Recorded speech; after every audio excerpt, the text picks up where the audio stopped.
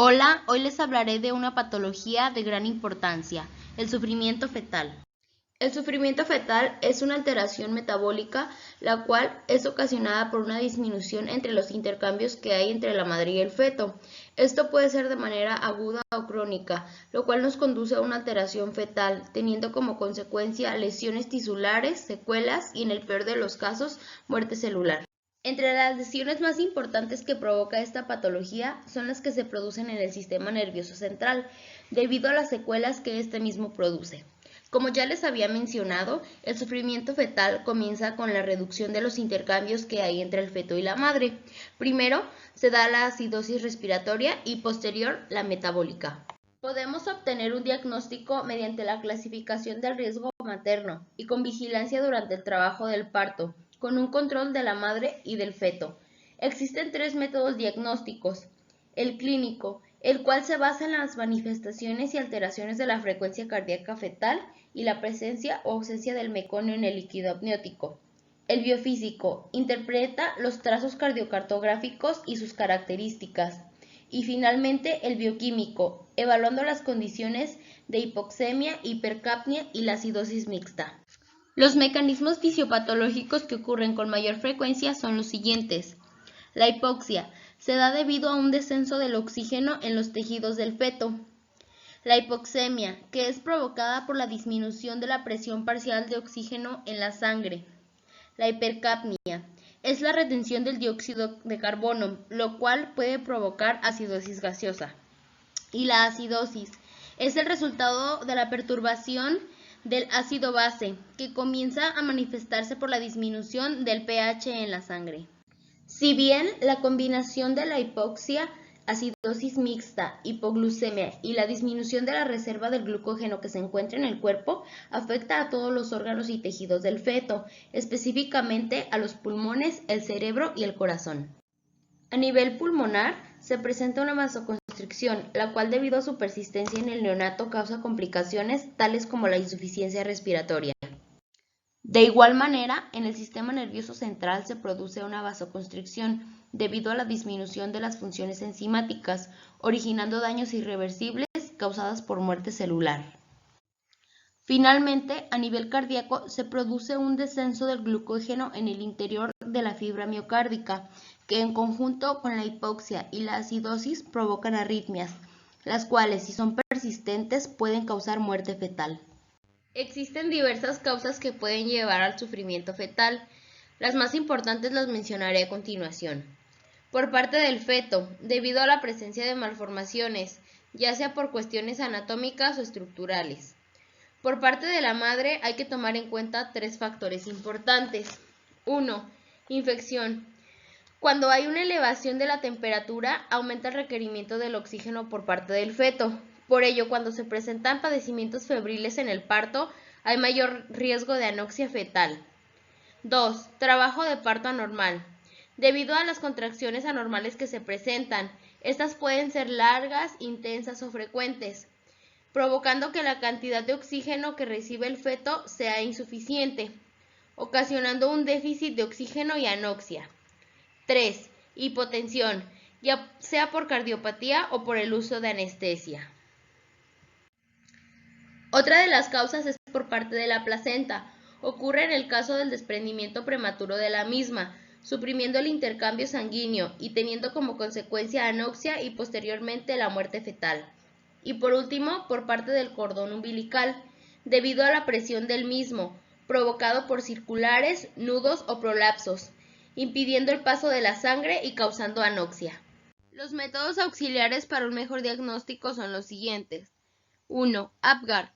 Esta escala de medición se realiza cuando ya es neonato y ha nacido de manera inconsciente, con el fin de medir el daño neurológico que podría desarrollar según el tiempo que se le ha dado reanimación. 2. RCTG. Dicho registro es de gran importancia, ya que nos indica específicamente si hay o no sufrimiento fetal y qué tan grave es. 3. Examen del pH del cuero cabelludo fetal. Este se realiza con el fin de identificar el nivel exacto o lo más aproximado al pH del feto. Al ser detectado el nivel de la acidosis que esté presente, se puede saber qué tan prudente es interrumpir el embarazo. Aunque si hay presencia de meconio en esta prueba no es muy exacta, por la presencia del mismo, ya que las heces alteran el nivel del pH. 4. Amnioscopía. Este estudio verifica la presencia del meconio en el líquido amniótico. En caso de encontrarlo, nos quiere decir que hubo una hiperestimulación del feto provocado por la hipoxia y que la vida del mismo está en peligro. 5. Perfil biofísico fetal. Nos interpreta el bienestar del feto, evaluando sus movimientos, tono muscular, postura, movimientos respiratorios, medición del líquido amniótico y la actividad cardíaca fetal.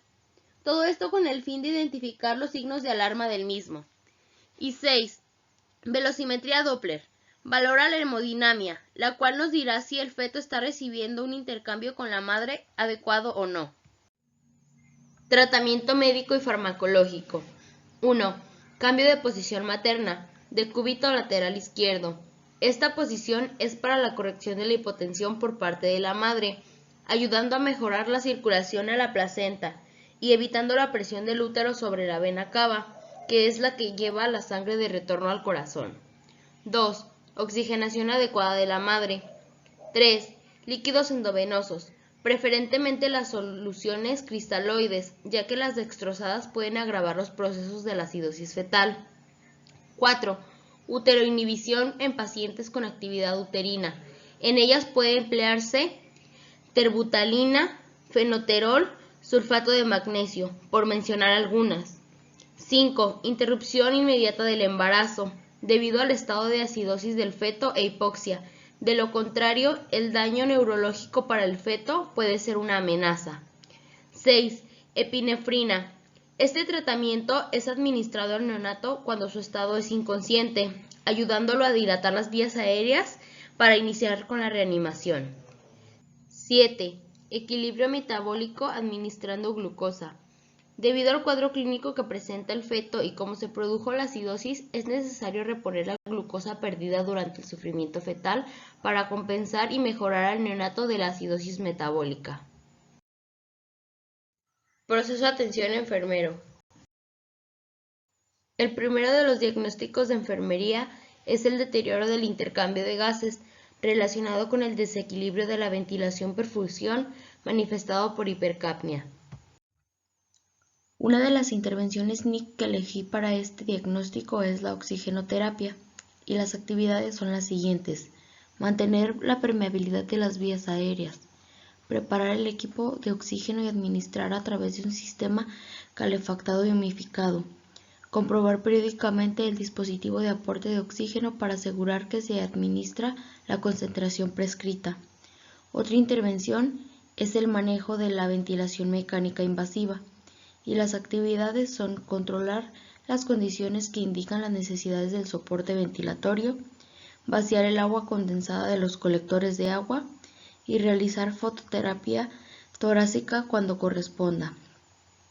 Otra de las intervenciones es el manejo del equilibrio ácido-básico, acidosis respiratoria, y como actividades tengo administrar oxigenoterapia, monitorizar el estado neurológico y monitorizar las posibles causas del exceso del ácido carbónico y la acidosis respiratoria. Como intervenciones NOC tengo el estado respiratorio, intercambio gaseoso, y los indicadores son los siguientes: presión parcial del dióxido de carbono en la sangre arterial, la saturación de oxígeno y el volumen corriente del dióxido de carbono. Otra intervención NOC es el equilibrio electrolítico y ácido-base, y los indicadores son el pH sérico, dióxido de carbono sérico y el bicarbonato sérico. El segundo diagnóstico es el patrón respiratorio ineficaz relacionado con la disminución de la capacidad vital manifestado por lesión neurológica. Para mi segundo diagnóstico tengo estas intervenciones NIC. El manejo de la vía aérea, y las actividades son: identificar al paciente que requiera de manera real o potencial la intubación de las vías aéreas, insertar una vía aérea oral o nasofaringea, administrar aire u oxígeno humidificados, vigilar el estado respiratorio y la oxigenación. Otra intervención es la monitorización respiratoria, y las actividades son: Vigilar la frecuencia, el ritmo, la profundidad y los esfuerzos de la respiración. Observar si se producen respiraciones ruidosas como estridor o ronquidos. Y establecer esfuerzos de reanimación. Otra de las intervenciones es la reanimación, y las actividades son evaluar las respuestas del paciente para determinar la acción apropiada, asegurar que la vía aérea del paciente esté abierta, pedir asistencia médica y documentar la secuencia de los acontecimientos.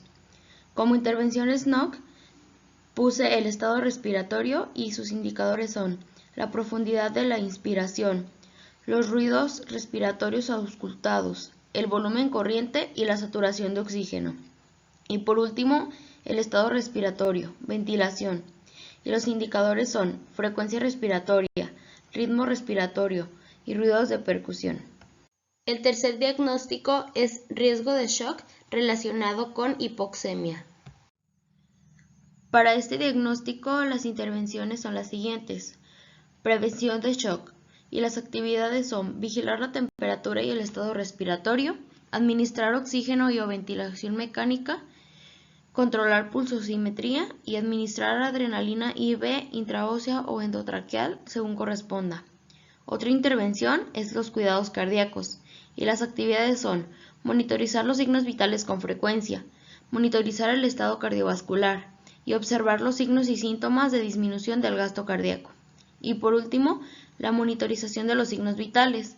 Las actividades son monitorizar la presión arterial, pulso, temperatura y estado respiratorio, monitorizar el ritmo y la frecuencia cardíaca, identificar las causas posibles en los cambios de los signos vitales y monitorizar la presencia y calidad de los pulsos. Como intervenciones NOC tengo la perfusión tisular, celular y el indicador es la presión arterial sistólica, presión arterial diastólica, saturación de oxígeno y ritmo cardíaco. Y por último, la severidad del shock hipovolémico y sus indicadores son arritmias, aumento de la frecuencia respiratoria, disminución de la presión arterial diastólica y disminución de la presión arterial sistólica. El cuarto y último diagnóstico es riesgo de nivel de glucemia inestable relacionado con control inadecuado de la glucemia. En este último diagnóstico tengo las siguientes intervenciones NIC. Manejo de la hipoglucemia y las actividades son identificar al paciente con riesgo de hipoglucemia, identificar los signos y síntomas de la hipoglucemia, administrar glucosa IV si está indicado, contactar los servicios médicos de urgencia si es necesario.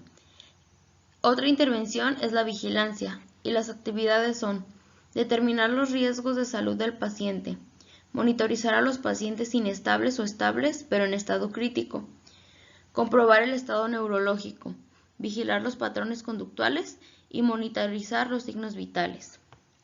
En cuanto a las intervenciones NOC, tengo las siguientes. Severidad de la hipoglucemia y los indicadores son temblor, sudoración, irritabilidad, confusión, convulsiones y disminución de los niveles de glucemia. Y por último, el nivel de glucemia y sus indicadores son concentración sanguínea de glucosa y hemoglobina glucosilada. Esto ha sido todo de mi parte, compañeros. Muchas gracias por su atención.